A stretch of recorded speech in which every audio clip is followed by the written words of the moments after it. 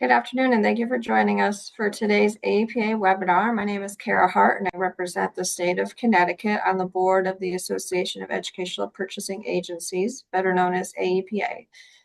AEPA is a national purchasing cooperative made up of representatives from educational service agencies in 31 states, serving as the board of AEPA. Together, we conduct national bids on behalf of our members and extend those competitively awarded contracts to schools, municipalities, and nonprofits in all 50 states. By working together, we alleviate the burden of our customers having to go out to bid themselves. Our collective purchase power allows us to secure significant savings through volume-based purchasing. AEPA currently has close to 80 awarded vendor partners across 30 categories, including turf, tracks, courts, instructional and school supplies, maintenance and custodial products, cybersecurity solutions, and much more. And every year we add additional categories. Our monthly webinar series is designed to provide timely, informative content to our customers while also increasing awareness of AEPA and the high-quality solutions offered by our vendor partners. In today's session, we'll hear from SAS HALO, who will talk about how schools are cutting emergency response time from minutes to seconds. We'll leave time at the end for questions, so please feel free to submit your questions via the chat at any time. This session is also being recorded for those who may want to revisit later or share it with a colleague, and we post all of those to the AEPA website. So I'm going to pass it over to Tom. Thank you, Kara, and thanks for sponsoring us today. And welcome, everybody. Today we're going to talk about reducing from minutes to seconds and unifying the investments you've already made to keep your schools safe for your students, teachers, and staff. That may include access control door locks, surveillance systems and cameras. It may include your ring systems, your PA systems, and any mobile devices that you've brought into the mix. And unification is the single most critical thing you can do to maximize those investments. And what we're going to do is introduce you to Cody Grand Prix, who is a leader with our partner 911 Inform, to talk about 911 Halo and how the unification process works and takes that time from minutes to seconds. So Cody, jump right in. Thank you. Perfect. Thank you, Kara and Tom. Appreciate the opportunity and appreciate the time, everyone, for jumping in and listening to this. So more than happy to take questions kind of throughout, and we will have a Q&A session at the end of that. But I think it's important to understand kind of where the technology came from, to understand the ultimate goal and what we do within the school environment kind of moving forward here. And so the technology actually spun out of a technology integrator up in the tri-state area that predominantly had worked with schools as well as municipalities. And when working with both of those clientele, what they found was they were putting in new camera systems, new phone systems, new PA, access control, video surveillance. Unfortunately, in the event of an emergency, there was not a great way for that data to be shared with public safety. And on the flip side, due to the onset of smartphones, oftentimes those schools were totally blind to emergencies happening on their premises. And so ultimately, this technology came about to bridge that gap that, hey, we want to make sure the SRO, the principal, superintendent, whoever it is locally, is aware of any and all emergencies happening on their premises. But in the event of that emergency, we also want to make sure that public safety has access to all of the other investments that you've made. We don't sell cameras, access control, video surveillance, PA systems. We sit over top of all of the other infrastructure that you've already invested into. And so when we look at the solution set, I like breaking it into 3 common areas. Ultimately, all of these interact and are fully interoperable with one another. But starting on that left-hand side of the screen, there are some federal compliance requirements that we help customers address across the country. Namely, if and when an emergency call is placed on any and all of your phone system devices, whether that's a desk phone and or a soft client, it is required based on FCC law that on-site notification is immediately provided. And more importantly, that call is transmitted out to the local public safety department with that necessary dispatchable location data. And by dispatchable location, what I mean by that is no longer you take a high school campus that may have 3 or 4 buildings, all at the same street address. No longer is it compliant for you just to say that the call is coming from 123 Main Street.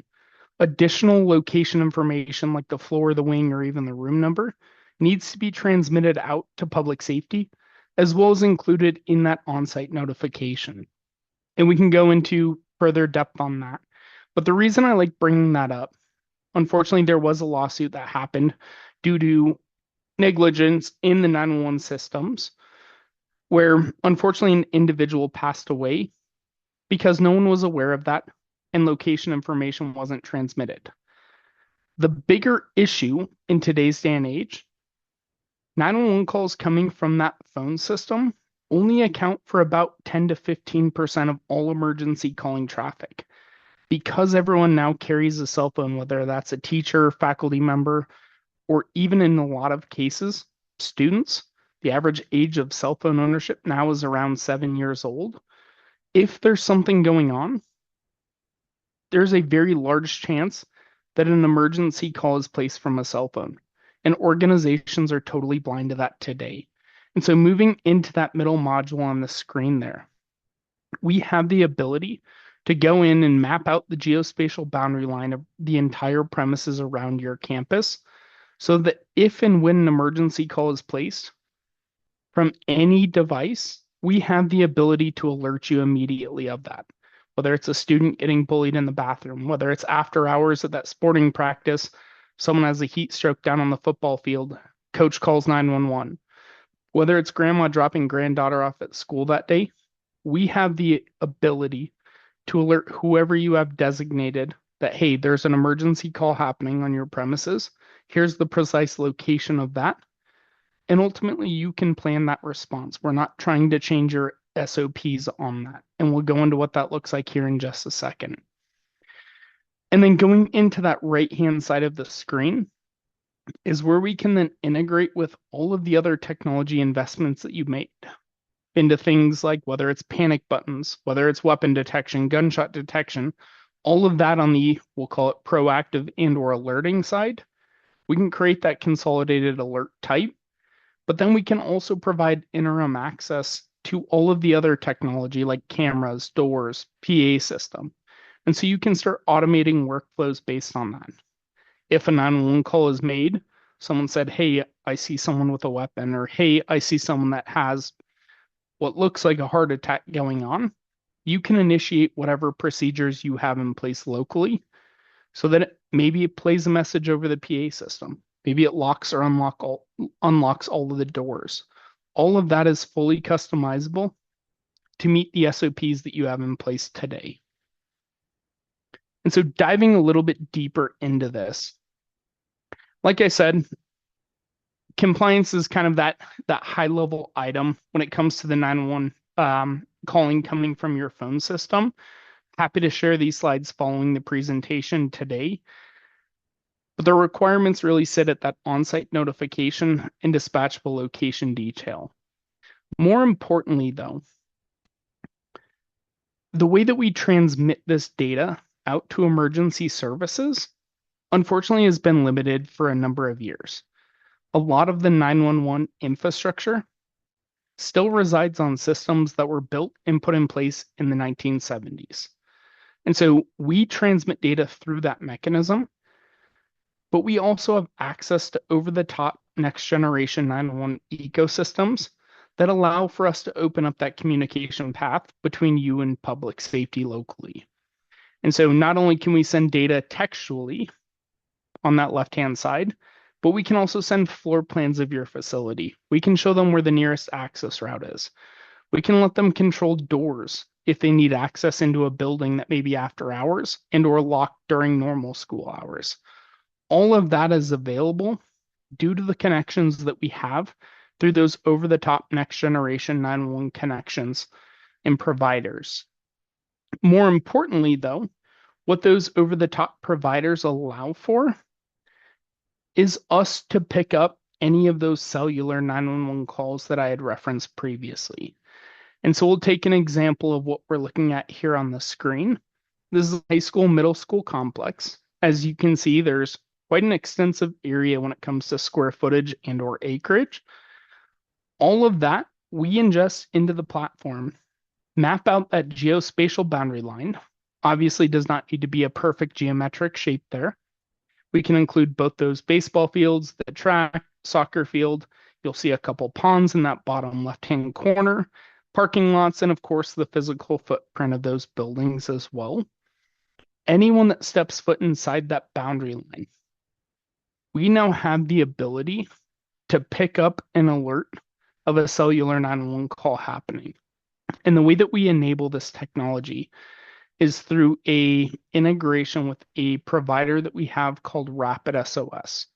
And I understand many of you may not be familiar with Rapid SOS and who they are in the ecosystem, but their technology is actually embedded into all Apple and Android devices as of an update about 6 years ago. And so if you're like me, never necessarily read through the 200 pages of T's and C's, when you were forced to upgrade your phone, there was a singular line in there that said, if and when you call 911, you agree for your location information to be shared out public safety. Ultimately, I personally don't have an issue with that. And the reason for that, historically, the way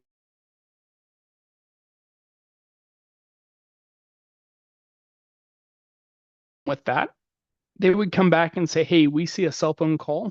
It's coming from somewhere within this campus. It could span 150 yards radius in any direction. With the location services of the cell phone itself, oftentimes we're seeing that radius between 10 and 20 meters. So we can pinpoint that down to a specific room, specific area of the parking lot, track, baseball field, you name it. And because we load that geofence or geospatial boundary file into Rapid SOS, we can then extract that data back out and send you an immediate alert. And we'll go into the alert types here in just a second. But ultimately, you are going to be aware of any and all of those emergencies happening on your premises. Doesn't require an application. I really want to make that clear. There's a lot of platforms out there that say, oh, if you download a panic button app, we can know the precise location of where an emergency is. That's great in theory. Getting teachers to download an app, unfortunately, is very difficult, and not everyone is going to have access to it. The example I used previously, grandma dropping granddaughter off at school that day, gets in a car accident in the parking lot. She wouldn't have the app on her phone, but she would dial 911. This picks up any and all of those use cases there. And so when we look at the landscape, one last slide before we jump into a live demonstration here. Not only can we pick up and alert you of calls coming from the phone system that you may have in place, so the teachers' phones, administrators' phones, any of those that sit on the desk physically in front of them, but we can also pick up any 911 calls that are coming from cell phones made on that premise, really capturing 100% of any and all of those emergency calls. And the way that I like relaying that and communicating about it, many of us have been onto a college campus or into a parking garage where we see those blue light phones. They obviously serve a purpose that if something is going on, go up to a blue light phone, dial 911 or pick that phone off the hook and let them know what's going on. The problem with those is access. If I have something going on and I'm 100 yards away from that, chances are I'm not going to be able to get to that blue light phone. This, in essence, puts that blue light phone methodology in everyone's pocket across the entire campus. We also have the ability to tie into any and all panic buttons, wearables, and we do have a full line of those that we can support and provide within your schools and school districts. And so whether it's something that's been in place for 20 years or an initiative that you have moving forward, that is something that we can help account for. Alyssa's Law, obviously very important in passing state by state right now. I know there's a number of different states that are represented on the calls. We can help with that Alyssa's Law compliance locally within your states. And then we also integrate with any of the early threat detection mechanisms, whether that's weapon detection, whether it's gate detection, gunshot detection. All of those can subsequently be tied into the application. And moving up into that upper right-hand corner, we provide you that immediate notification. And that's built out on a per building, per campus, or organization-wide basis based on different alert types. The reason I say that, you may have a cellular 911 call that maybe only needs to alert the nurse, the SRO, and the principal, whereas a lockdown, you may want everyone within that facility immediately being notified. All of that is very flexible and customizable. We can then tie into the existing access control so that in that event, maybe you want to lock or unlock all doors, or public safety showing up to that scene needs to gain that interim access through that back entrance to be able to unlock that door and get to that individual a lot quicker. We can provide that. We can tie into that video surveillance, and we'll show you this here in a live demo in just a second. But it provides that interim access to video and camera feeds without you having to sacrifice privacy and give a 24/7 feed into that environment. I've talked to a number of schools recently over the last couple of years, and they say, hey, police are coming to us. They want us to put a direct line between our video surveillance and PD. Problem is, teachers unions and or parents fight back saying, we don't want a 24/7 feed going into the schools. It's great for them to have access during that emergency event, but it shouldn't be unattended access. All of that is event driven during this specific incident. And because we're tied into those other platforms, then we can start automating workflows. So if there is an active threat, you can lock down that facility that may lock all the exterior doors. It may play a message over the PA system. Maybe it sends out mass text and email. All of that is fully customizable based on whatever your SOPs are in place today. We'll work with you. And we do employ several ex-public safety officials that were chiefs of police to work with your local public safety and figure out what's going to make the most sense from their perspective so that PD is comfortable with the access and what the response looks like based on what's being put in place there. So with that, I want to jump into a live demonstration here and show kind of what we're looking at when there is an emergency event triggered. And so in this hypothetical example, let's say 911 call is placed from one of the phones there. Again, could be a 911 call, could be panic button being pressed, could be a 911 call being made from a cell phone. But within all of that, based on that event type and who is subscribed to receive those alerts on that per building, per campus model, they would receive that immediate notification that says, hey, there's an emergency that's happening at Castle Rock High School, specifically at this address. That's what's being sent out to public safety. But most importantly, there's a URL that's then embedded that when clicked allows that user to launch into our browser-based interface.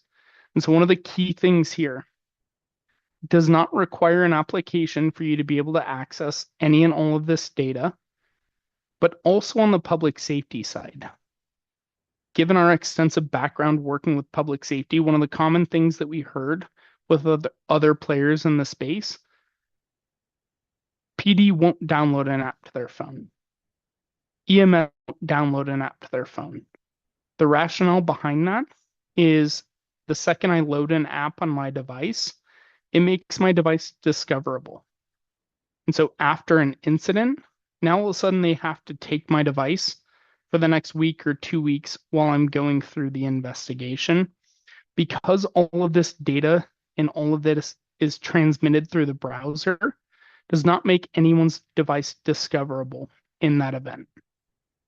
And so what we're looking at here on the screen is an example of, hey, there's been an emergency call placed. It came from room 303, as you can see highlighted on the floor plan. But most importantly, these floor plans and the way that we get this data into the application We have an in-house mapping team that will work with you to digitize those floor plans and overlay locations of any and all emergency equipment, whether that's where hazmat may be, AEDs, fire extinguishers, gas, water, electric shutoff valves, trauma kits, Narcan kits, which I know are now required in a number of states. All of that data can be represented on these floor plans. And the reason I like showing this one in particular, this is actually a live customer that we do have permission to show the floor plans of. Whatever building architect decided to design this building thought it was a good idea for all of the rooms on the first floor to be numbered in the 300s and all of the rooms in the second floor to be numbered in the 400s. Understanding from emergency response perspective, unfortunately, that caused a lot of issues. PD would be transmitted the data previously that there's an emergency in room 303 of this building.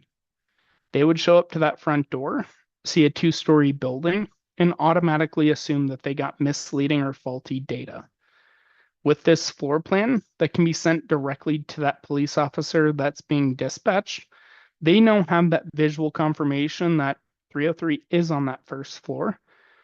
And maybe it doesn't make the most sense for me to respond to front entrance. I can actually get to that individual a lot quicker if I go in that back left northeast corner or northwest corner itself.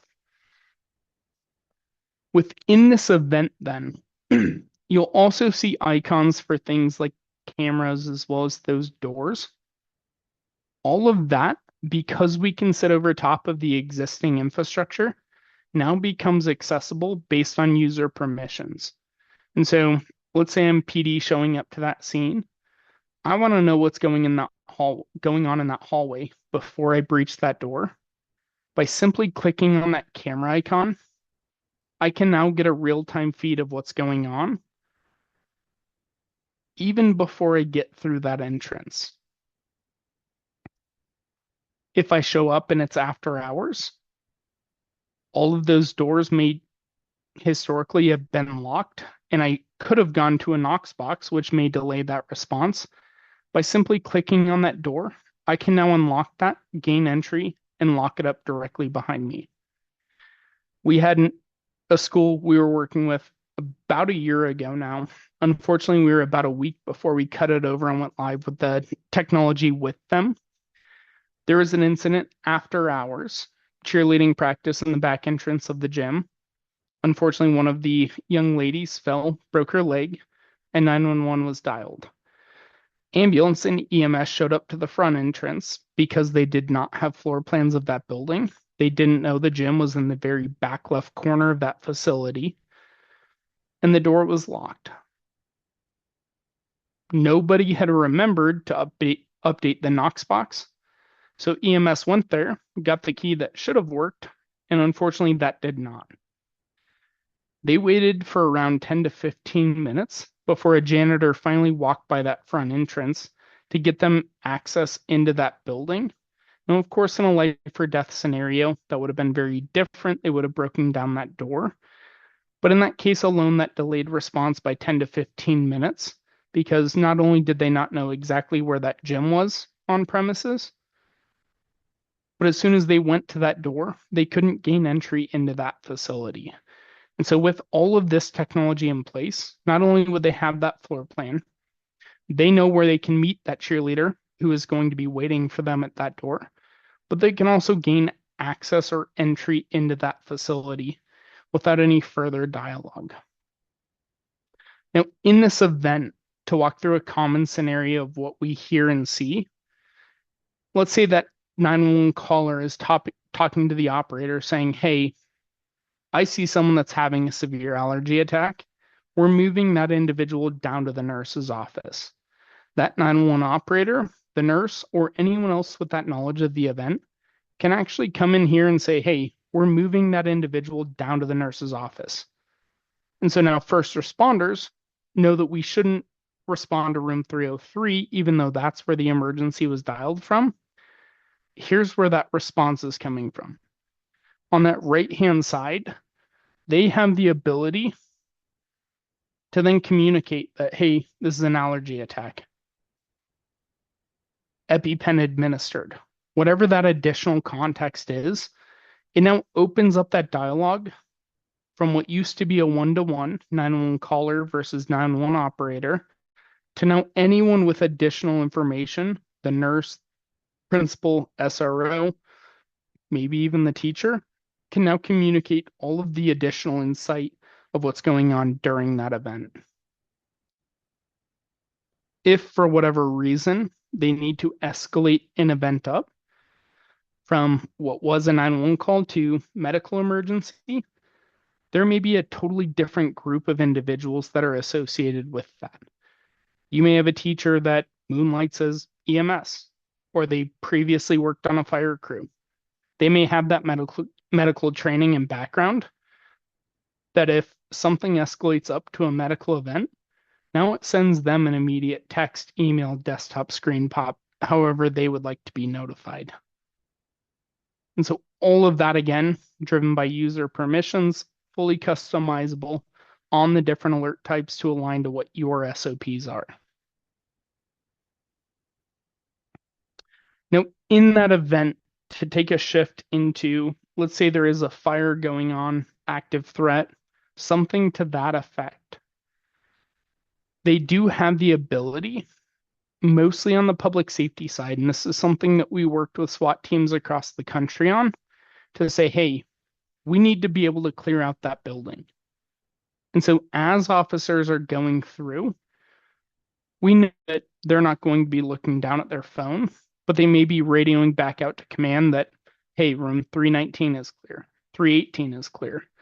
All of those rooms can subsequently be cleared out to make sure that ultimately students are accounted for. They know which areas are safe to send EMS into, which ones aren't. And we had worked with SWAT teams who unfortunately were responsible and engaged during active threat situations. And this was one of the most highly requested features that we had, because unfortunately in the past, they didn't know what areas had been cleared, which ones hadn't. And so it delays that response time. One of the SWAT teams we worked with said it took them over 7 hours to clear out a mall after an active threat because they had no way of visually representing that. And if they're going through that building and they come across, let's say, where someone's injured at or where a potential threat would be, they have the ability to come in here and say, hey, we have someone with a minor arm injury in room 319. Now, EMS immediately knows that's exactly where I need to respond to. So all of that is functions built within the application itself, whether it's utilized in every event or not. I know, unfortunately, active threat situations are very much top of mind for everyone, but a lot of these saves within the application have been more of the medically driven. Student fell and hit his head. There's a severe allergy attack. There is a student that unfortunately overdosed on the football field at this location. All of that brings the immediate awareness to the SROs, nurse, principal, whoever that may be, to make sure that they can address the situation itself. I want to stop there for a second. I know I covered a lot of information pretty quickly. Tom, if you want to jump in, yeah.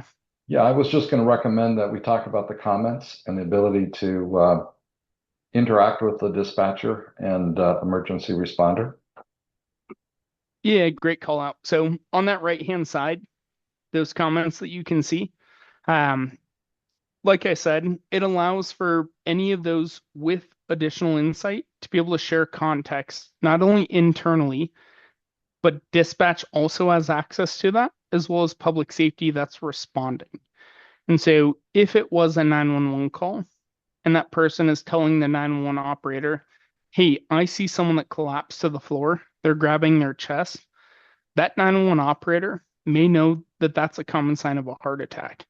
And so they can communicate that through the comments channel on that right-hand side, which now gives context to everyone else on site that's in that alert group. Here's exactly what's going on. And so I know as a nurse, I need to grab that AED and get down to that room and respond as quickly as possible.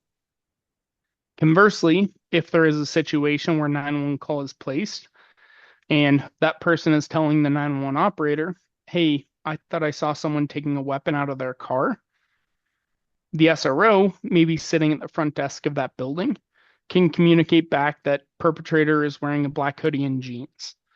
And so it opens up that conversation for PD or whoever now responding to have that additional insight and remove that fog of war. Because it's not just what that 911 caller is telling them, they have access to all the insight of the entire building.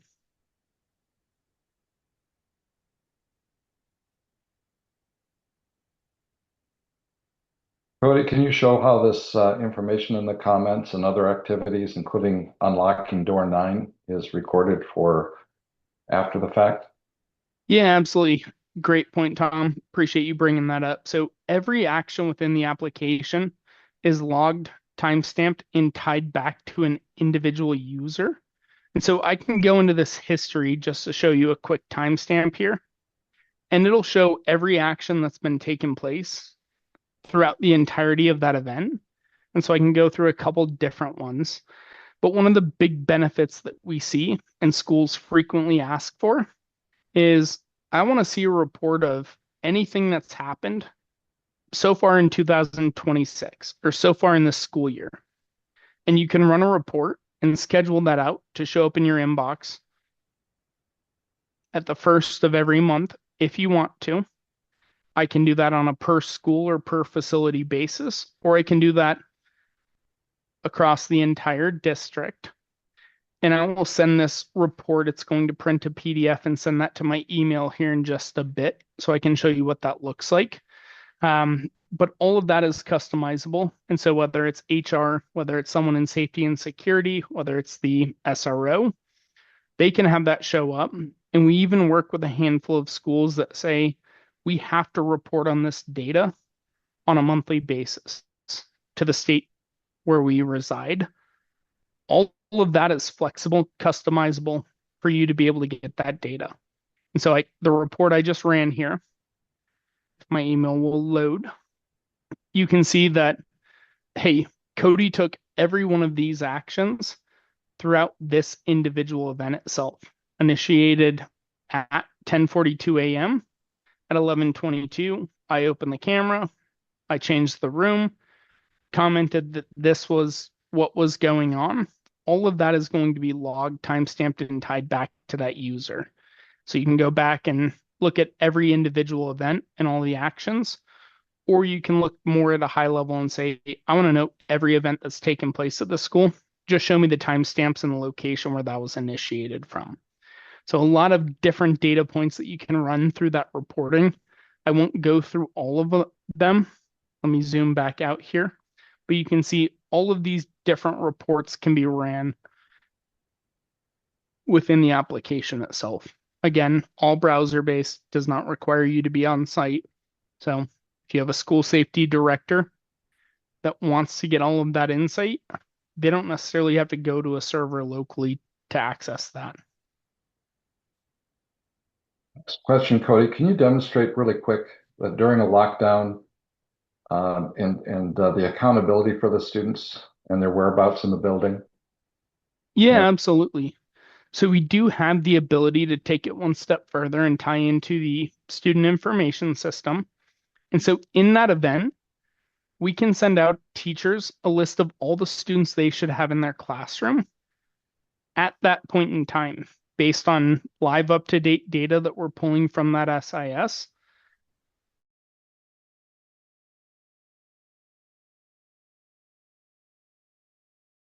I'm a teacher in room 311 or 303, and I have no idea where Jim and Joe Smith are. Maybe they were down at the restroom when a lockdown was initiated. I marked them as missing within here. You'll now see on this floor plan, and let me toggle this room status. You'll see that highlighted in yellow here with that 2 in that upper left-hand corner. As an administrator, I can quickly come in here and say, All right, here's all the students that are accounted for. Jim and Joe are the ones that are marked as missing. And in most cases, what we find, students aren't actually missing during that event. Maybe they were down at the restroom and they got pulled into someone else's classroom. And so a teacher in room 303 would then have access to the missing student roster to quickly come in here and be able to say, yeah, they're not actually missing. I pulled them into my classroom in room 303, and those students will now be accounted for. And so admin now knows if we have to evacuate or do any of these things. Here's the roster I should have from students that were in 311, but I know Jim and Joe Smith are going to be in room 303 if we were to need them to be able to release them to their parents or any of that. And we do have reunification built into the application as well. So if you had to move those students to a new location, ultimately they would be able to validate who the parents and legal guardians are for all of them. But most importantly, during that process, chances are you wouldn't be doing reunification right at that location itself. You may be moving them to the courthouse. And so it can send all of the parents or legal guardians a note that students are now being moved to the courthouse. Here's the process to be able to pick them up. Very good. Cody, with a large number of different access control and different surveillance cameras and systems and different PBX systems and other safety resources, can you share a little bit about the number of integrations that have successfully been made to 911 Halo? Yeah, it's a great question, Tom. Appreciate that. So currently we do integrate with over 376 different manufacturers spread across all of the systems that you had called out there, whether it's access control, video surveillance, PA systems, panic buttons, weapon detection. And so we do support the majority of major manufacturers across those, but that list is constantly growing. And so if for whatever reason we don't currently integrate with one of the providers, Tom, I know collectively we're working on integrating with one of the new vision AI companies in the space, or leaders in the space, I should say. Ultimately, we employ a significant number of on-site, onshore developers that are constantly adding those new integrations. And so if we don't support it, it's something that we can absolutely add to the roadmap and get that turned around very quickly. Chances are we do support whatever you already have in place, whether it's a Vigilon, Genetec, Axis, you name it. Good. Carl, should we open it up for questions from our membership and participants? Yep, I just want to be sure that you guys are all done. We do have a few that came through. What type of commitment is required to get started, and is there any sort of minimum contract term? Yes, I'll take that, and Cody, if you want to comment. The commitment we're looking for is 36 months, which could go to 60 months, depending on the desire of the school system that's involved. So it is a 36-month commitment to get started. And what does it typically cost to deploy 911 Halo at a school campus? And what are there any ongoing or recurring costs? Yeah, that's a good question, and I'm glad it's asked. It's not a lot of hardware here. The hardware is a small router that's probably, what is it, 4 inches by 6 inches by 2 inches. It's not a big device, so there's only one piece of hardware that's added to collect and share the information to the 911 Halo cloud. But to get started, the implementation, we've put together a K-12 bundle. And this would go for any school building that only requires one router, would be $12,000 for the implementation. That includes the integration with all of your cameras. That includes the integration with all of your applications, whether they exist or we add to the 376 that are there. For $12,000, we get everything integrated, and then the annual license which starts at the end of the integration, is $8,000. So the first year cost is $20,000, $12,000 for the implementation, and $8,000 for the first year license, followed by, if it was a 36-month contract, 2 successive years of the license at $8,000. Now, what's included in that is if you were to add some additional cameras or add an additional application to help in some new effort to keep your teachers and students and staff safe, there's no additional charge for that. So we actually put you under the umbrella so that you can plan and budget and maximize all of your existing investments. So it's $20,000 in the first year, followed by 2 successive years at $8,000. And just an add to what Tom was saying, not necessarily from a pricing standpoint, but the network hub that Tom was referencing there, this is the device itself. About the size of 2 iPhones stacked on top of each other. So not a lot of heavy lift, no rip and replace. Thanks, Cody. Is there any cost to 911 centers or law enforcement, fire departments, EMS, or any other responders that might respond to an emergency? That's a good one. Cody, do you want to take that one? Yeah, absolutely. So there is not a cost to public safety on that, understanding that budgets are constrained. There are some other players in the space that do have an application that does cost public safety, which oftentimes creates difficulty and conflict between the schools and PD. We ride through Rapid SOS, which is an existing application that currently exists within 97% of the population's 911 centers. And so it's something that already exists. For us to be able to get the data in the command center that you saw on the screen previously into their interface is totally free of charge from public safety's perspective. That was a good question, Cara. Thanks. Are there any new integrations or capabilities that you're working on for the future? Yeah, I'll take the first shot at that. Thank you. We're bringing on a new partner that does vision AI. And what this is having artificial intelligence watch your camera. The average school likely has 25, 27 cameras. Maybe in a bigger high school, you would have more than that. There's no statistical data, that's just experience telling us that. But who's watching those 27 cameras? How about getting a 24/7 AI assistant watching that camera for you with analytic engines that can produce alerts for brandished weapons, for crowd control. If a crowd is building in a parking lot during a time of day where that doesn't notably happen, it can actually find people that fall down in a parking lot. It can actually see fire, smoke, and flood. It can see potential vandals at odd hours of the night approaching the building. So it can create a number of different alerts. It can also do, on a case-by-case basis, facial recognition.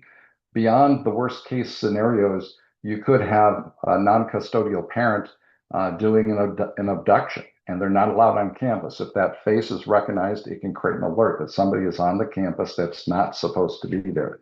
You can also license other legally authorized databases for no contact, for pedophiles, et cetera. So that's another option. So we're bringing on an AI partner who is leading the pack globally for other industries and focusing specifically on building analytic engines for the K-12. So that's coming. We have another solution with Sight that does early threat detection. So imagine you're at an airport and you're walking through a cylinder, you've got to put your elbows up by your ears and be scanned for a moment. Imagine being able to do that without having to stop and at a 30-meter standoff distance where you can detect concealed weapons, whether they be metallic, plastic, wooden, ceramic, liquid. They could be chemical explosives, etc., where you could actually see that under concealment at a distance and identify that potential threat in advance. That is something that We expect to see shipping here in 2027. So that's another product. That product's already integrated and possibly one of the 376 counted in our integration category. So those are two things that we can look forward to for helping keep our schools safe. Okay, great. So seeing no other questions in the chat, I want to thank you, Cody and Tom, for your time and expertise today, and thank everyone else who joined us. If anyone has follow-up questions, please don't hesitate to reach out to your AEPA state representative. You can find out who that is if you're unsure at our website at aepacoop.org under the contact section. Our next webinar will be held on September 16th and will feature Just Right Reader, who will talk about leveraging family engagement to accelerate reading achievement. We hope you'll join us again for that session and enjoy the rest of your day. Thanks again.